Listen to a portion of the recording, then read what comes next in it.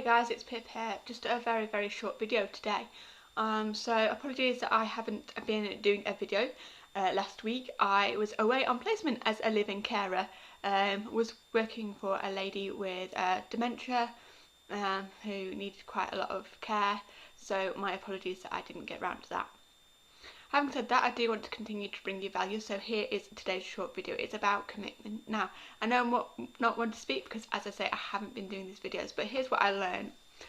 I was speaking to this lady. She was 95 years old, and she was talking about how during the war you really just had to get on with it because she was remembering a time when her brother was killed in the war, very sad story, and her mother used to lock herself in her room and kind of pray, and you know, it's great to have a lot of faith, but this lady used to worry about her mum, and she got to a point where she said, "Mum, come on, you know, don't lock yourself away, we've just got to get on with it now. You have to do it yourself." And I think that's what I really learned. And the one thing I've learned about commitment is, having gone through several jobs this year and found that I was applying sometimes for the money instead of the job.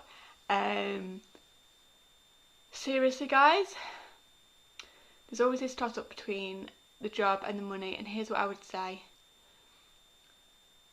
You're spending money, but you're also spending time. Now hopefully you are living within your means, and here's what I want to tell you.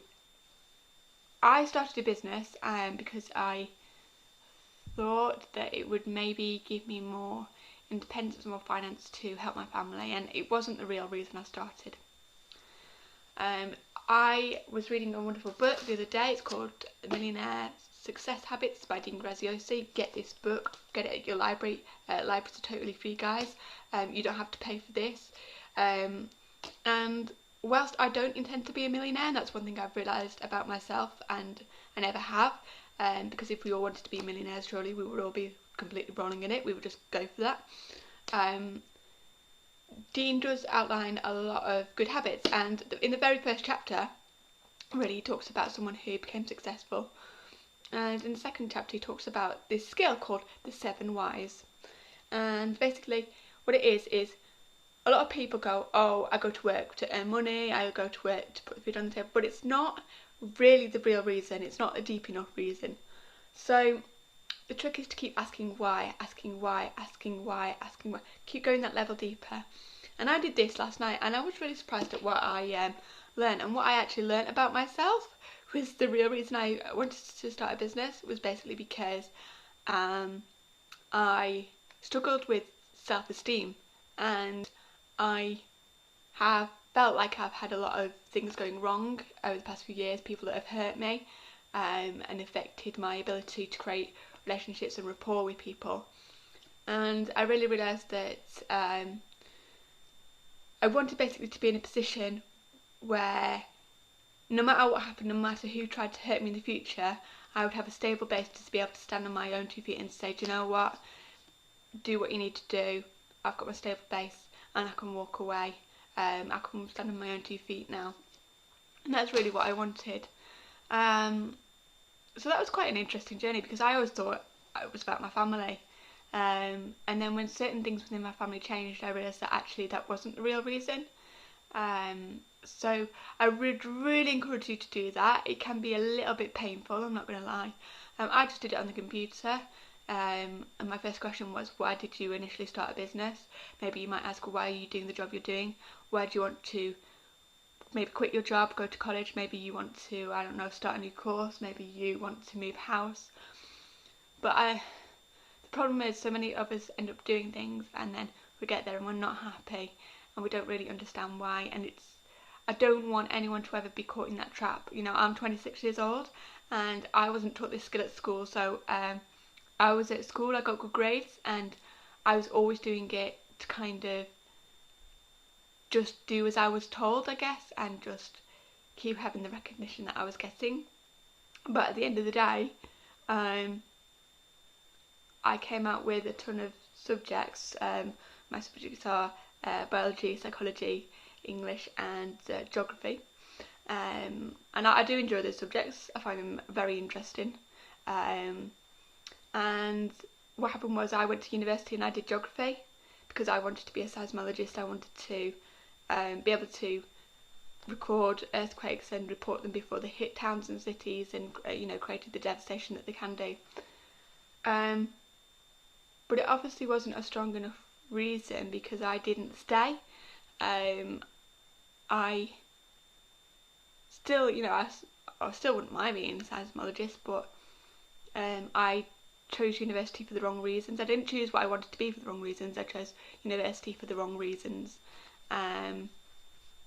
because I thought it was the right path and it wasn't.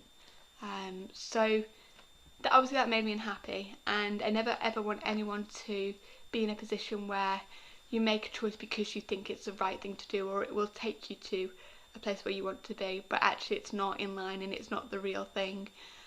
Because I've been there many times and I've had a lot of false wins in my life, where if you'd have written everything down it would have been hunky-dory. I mean, I was so unhappy at university. I'd actually had a very rough year.